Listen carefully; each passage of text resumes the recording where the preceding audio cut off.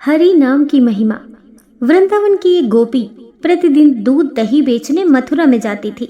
एक दिन व्रज में एक संत आए। वह गोपी भी उस संत की कथा सुनने गई। संत ने कथा में कहा, भगवान के नाम की बड़ी महिमा है। उनके नाम से बड़े बड़े संकट भी टल जाते हैं। ईश्वर का नाम तो भव सागर से तारने वाला है। यदि भव सागर से पार होना है तो भगवान का नाम स्मरण करते रहना चाहिए। संत की कथा समाप्त हुई। गोपी अगले दिन फिर दूध दही बेचने मथुरा जा रही थी। बीच में यमुना नदी बह रही थी। आज गोपी को उस संत की बात याद आई। संत ने कहा था कि भगवान का नाम लेने से तो भव सागर पार हो सकता है। गोपी ने सोचा कि भगवान के नाम स्मरण से भव सागर पार हो सकता है, तो क्या उन्हीं भगवान का नाम मुझे इस साधारण सी नदी से पार नहीं करा सकता? ऐसा सोचकर गोपी ने मन में श्री हरि के नाम का आश्रय लिया। भोली भाली ग्वालन यमुना जी की ओर आगे बढ़ी और अब जैसे ही यमुना जी में पैर रखा तो उसे लगा मानो जमीन पर चल रही है और धीरे धीरे वह यमुना नदी पार कर गई। यमुना पर पहुंचकर वह बड़ी प्रसन्न हुई और मन में सोचने लगी कि संत महाराज ने तो ये बड़ा अच्छा तरीका बताया नदी पार जाने का। अब रोज रोज नाविक को भी पैसे नहीं देने पड़ेंगे। एक दिन इस गोपी को विचार आया कि संत ने मेरा इतना भला किया तो मुझे उन्हें खाने का निमंत्रण देना चाहिए। अगले दिन गोपी जब दही बेचने के लिए निकली तब संत को भोजन का निमंत्रण देने के लिए गई। संत तैयार हो गए। अब बीच में फिर से यमुना नदी आई।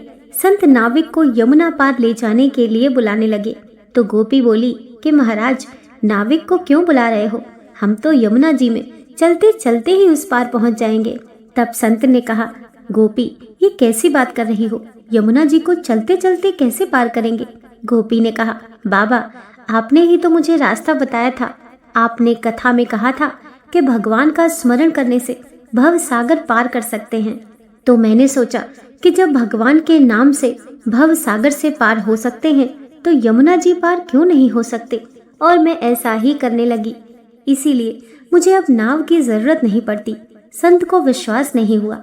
उन्होंने गोपी को कहा, गोपी, तू ही पहले चल, मैं तुम्हारे पीछे पीछे आता हूँ।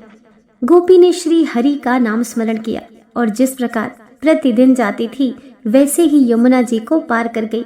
अब जैसे ही संत ने यमुना जी में पैर रखा तो वे झपाक से पानी में गिर गए। इससे संत को बड़ा आश्चर्य हुआ। जब गोपी ने देखा कि संत तो पानी में गिर गए हैं, तब गोपी वापस आई और उसने संत का हाथ पकड़ लिया और फिर से वह जब पानी में चली तो संत भी गोपी की भांति ही ऐसे चले जैसे जमीन पर चल रहे हों। संत आश्चर्यचकित रह गए। संत तो गोपी के चरणों में गिर पड़े और बोले कि गोपी, तू धन्य है। मैंने हरि नाम स्मरण की महिमा बताई, पर सही समय पर स्वयं नाम का आश्रय नहीं ले सका। वास्तव में तो सही अर्थों में श्री हरि नाम का आश्रय तो तुमने लिया है। हम भगवान नाम का जप एवं आश्रय तो लेते हैं, पर ईश्वर के नाम में पूर्ण विश्वास एवं श्रद्धा नहीं होने पर हम इसका पूर्ण लाभ नहीं प्राप्त कर पाते। श्री हरि का नाम मात्र ही हमारे सभी जन्म के पापों को मिटाकर हमें मोक्ष की प्राप्ति करा सकता है। भगवान नाम पर पूर्ण श्रद्धा एवं विश्वास रखकर हृदय के अंतःकरण से भाव विहल होकर जैसे एक छोटा बालक अपनी माँ के लिए बिलखता है, इस भाव से सदैव नाम प्रभु का सुमिरन एवं जप करते रहना चाहिए। कलयुग केवल नाम आधारा, सुमिर सुमिर नर उतरा ही पारा। हरि नाम महिमा में एक अन्य कथा भी प्रचलित है। इस कथा के अनुसार एक बार एक व्यक्ति समुद्र तट पर चिंतित मुद्रा में बैठा था। इतने में ही वहां से विभीषण जा रहे थे। उन्होंने उस व्यक्ति से पूछा कि तुम्हें किस बात की चिंता है? तब उस व्यक्ति ने कहा कि उसे समुद्र पार जाना है, लेकिन उसके पास कोई साधन नहीं है। तब विभीषण ने कहा कि इस पर इतना उदास होने की क्या जरूरत है? विभीषण ने एक पत्ता लिया और उस पर राम का नाम लिख दिया।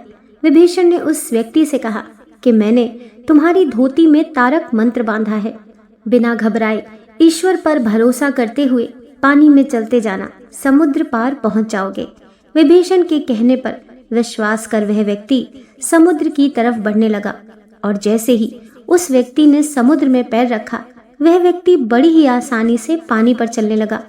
जब वह व्यक्ति समुद्र के बीचों बीच पहुंचा तब उसे लगा कि विभीषण ने ऐसा कौन सा मंत्र बांधा है कि वह पानी पर चल रहा है। उसने अपने पल्लू में बंधा हुआ पत्ता खोला और पढ़ा तो उस पर राम का नाम लिखा था।